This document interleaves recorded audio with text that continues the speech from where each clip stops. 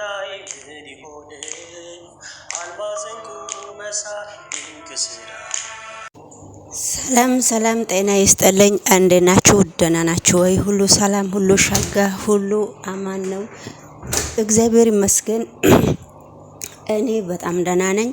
ዛሬ እንግዲህ እየላችሁ የመጣሁት ቪዲዮ አዲስ ቪዲዮ በዚህ ቻናል አዲስ ነው የጀመርኩትና ያው ምሳሌ ድራማ ቢቆይም ለኔ እንደ አዲስ ነውና ስለዚህ ምሳሌ እንግዲህ ብሩኬ ከሐኪም ቤት ወጥቶ ምግብ አልበላም ሲላት በጣም እያሸገራትና ምሳሌ እንግዲህ እጅግ በጣም ቅድስት እጅግ በጣም እየተጨናነቀች ነው።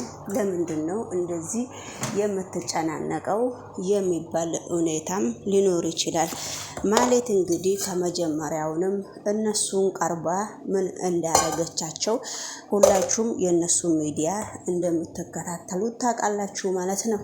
ስለዚህ እንግዲህ በአሁኑ ሰዓትም በድጋሚም ደንብል ነው የብሩኬን ወንድም መድብልን በጣም እድላይት ትፈልገዋለች፣ እድላይትም ትፈልገዋለች፣ ዓለምም ትፈልገዋለች። መድብል እንግዲህ በአሁኑ ሰዓት በጣም በሴቶቹ እየተጨናነቀ ነው ማለት ነው።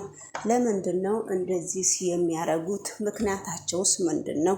ብሩኬ ለቅድስት ጥሩ ሰው ሆኖ ተገኝቶ ነውስ? ሁለቱም የቅድስት ጓደኛ እንደሆኑ ነው የሚያሳዩት። ስለዚህ የነሱ ምክንያት እንደዚህ የሚሆኑበት ምክንያትስ ምንድነው ነው የኔ ጥያቄ። ሰላም ጤና ይስጥልኝ ውድ ተመልካቾቼ፣ ውድ የኔ ቻናል እንዴት ናችሁ? ደህና ናችሁ ወይ? ሁሉ ሰላም፣ ሁሉ ፒስ ነው። እግዚአብሔር ይመስገን እኔ በጣም ደህና ነኝ።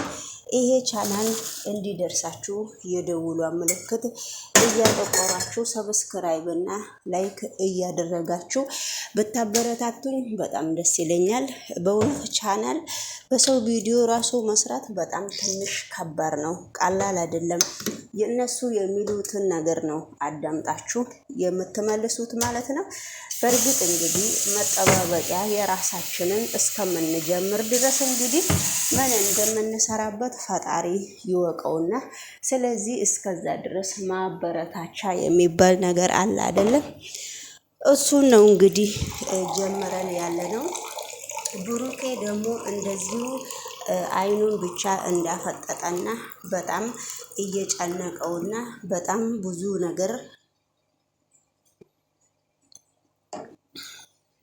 በጣም ብዙ ነገር ለመናገር እያቃተው እንደሆነ በግልጽ አብረን እያየን ነው ማለት ነውና እንግዲህ ብሩኬ ለምንድን ነው እንደዚህ የሆነው?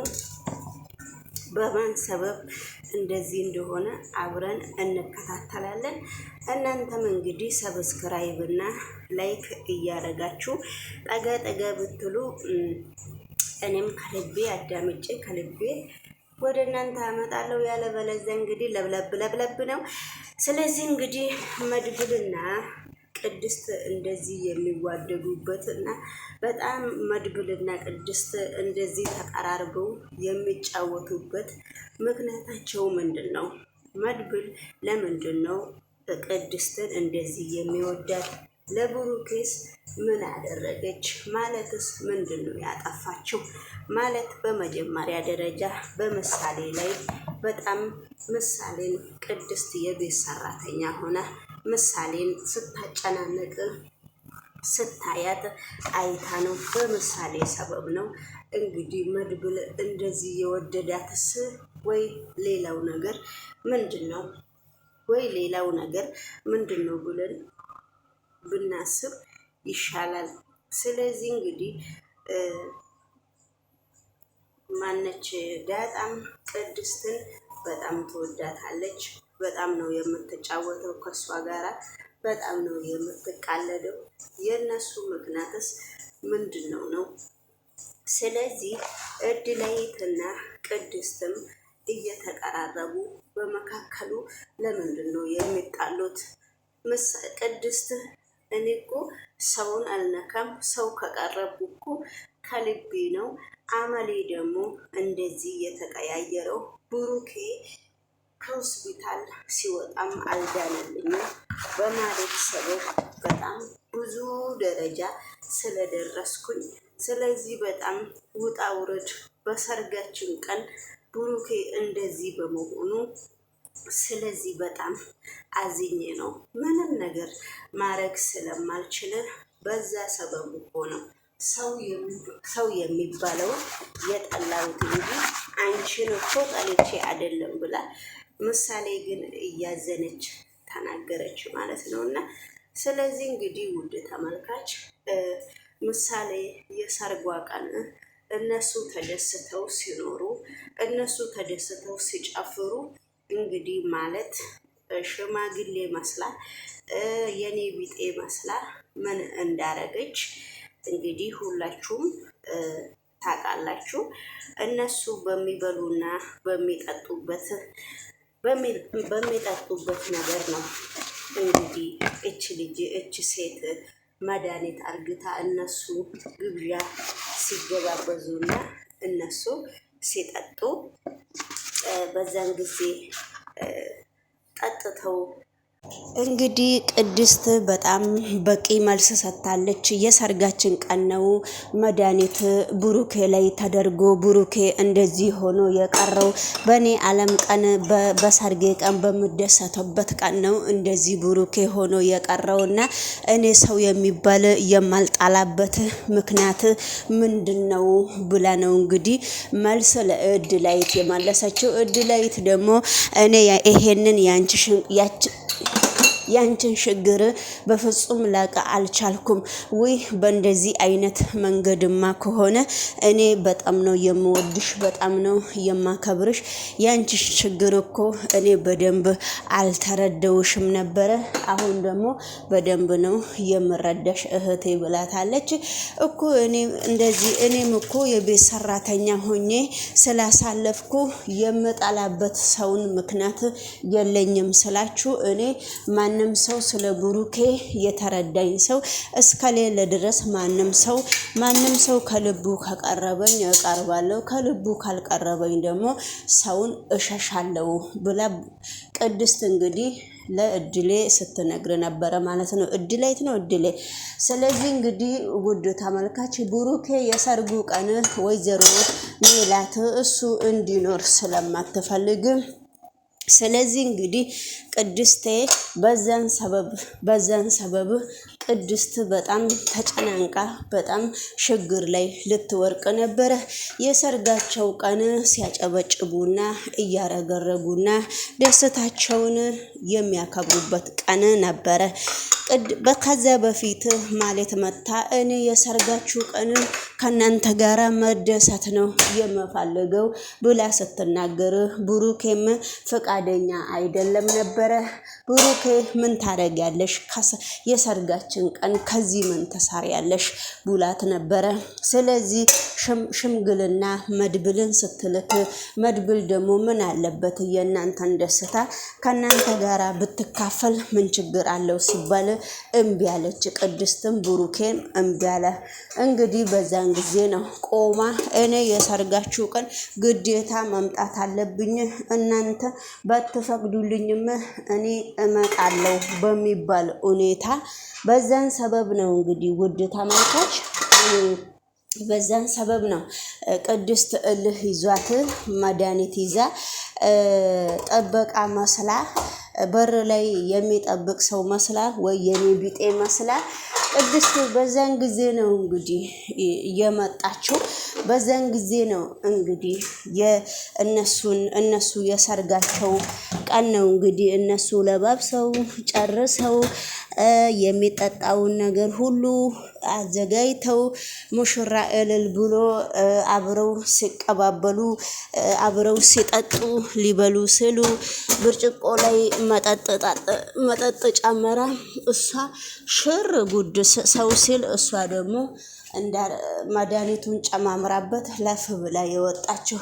እነሱ ደግሞ እንደ ማንኛውም ሰው ህዝባቸውን ጠርተው እያሸበሸቡና እየተጫወቱ እንዳለ ከዛ በኋላ ነው እንግዲህ ውድ ተመልካች ብሩኬ ከቅድስት ብሩኬ ነው በደንብ የጠጣው ብሩኬ እንግዲህ ከዛ በኋላ አሁንም ብሩኬ ማንም ሰው ሲወርቅም ማንም ሰው ያየው ሰው የለም ነበረ። ከዛ በኋላ ነው እንግዲህ ብሩኬ ትንሽ ሲቆይ ማን ነው ስሙ ሞገስ እነ ሞገስ የሞገስ ጓደኛ እንደዚህ በቃ እነሱም ጠጥተው ውጪ ወጥተው የሆነ አለ አይደለ የሰርግ ጊዜ ለራሳችሁ ጠጥታችሁ ውጪ የሚያሰኛቸው ሰዎችም አሉና በዛን ጊዜ ነው እንደወደቀ ምን እንዳለ ያዩት ማለት ነውና በጣም በሚያሳዝን ሁኔታ ብሩኬ ወርቆ እረ የሰው ያለክ ድረሱልኝ እያለ እንግዲህ ወደ ሐኪም ቤት ሄዶ ታሞ እሷም እየሮጠች መጣች። ምንም እንግዲህ ስለጠጡ ምንም ሊያስጠላቸው አልቻሉምና በዛ ሰበብ ነው ብሩኬ እንግዲህ እንደዚህ ፍዝዝ ብሎ የቀረው ማለት ነውና ማለት በጣም ዋዛ ሰው አይደለችም። ማለት በጣም ከባድ ሰው ነች። ማለት አንዳንድ ጊዜ ስትተውን የህይወቷን ታሪክ ከህይወቷ ታሪክ ጋራ አገነዛብዝባ ነው። እንግዲህ አንዳንድ ጊዜ ነገሮቹን ከህይወት ታሪኳ ጋራ አይታ ነው ከህይወት ታሪኳ ጋራ የምትሰራው አብዛኛው ማለት ነው። ስለዚህ እንግዲህ ውድ ተመልካች ይሄን ይመስላል። ዓለም ደግሞ ለጸሎት ተነስታ ጸሎቷን እየደረሰችና አንዳንድ ነገር ንባብ ነገር እያነበበች እንግዲህ ማለት አንዳንድ ጊዜ የህይወቷን ታሪክም እያነበበች ነው የምታስገባው። ያሳለፈችውንም ነገር በፊልም ነው የምትጨርሰው ይመስለኛል። የምሳሌ ነገር በጣም ከባድ ነውና መጀመሪያ ምሳሌን ለማጥፋት ነው እዚህ ደረጃ የበቃችው። ስለዚህ እንግዲህ ውድ ተመልካች ቢሆንም ነገሮቹ በጣም ከባድ ቢሆንም ብሩኬ እንግዲህ ህይወቱ ተርፏል። በእርግጥ ህይወቱ ቢተርፍም ብሩኬ እንዲተርፍ ነው የምትፈልገው ቅድስትም ማለት ነውና ስለዚህ እንግዲህ ውድ ተመልካች እናንተም ላይክ እና ሰብስክራይብ አድርጉ። ይሄንን ቻናል አብረን እናሳድገው ማለት ነውና ሁላችሁም ባላችሁበት ቦታ ሰላምታዬ ይድረሳችሁ። ሰላም እንድላችሁ አትፈልጉም እና ከፈለጋችሁም ዘና ፈታ ዘና በሉ።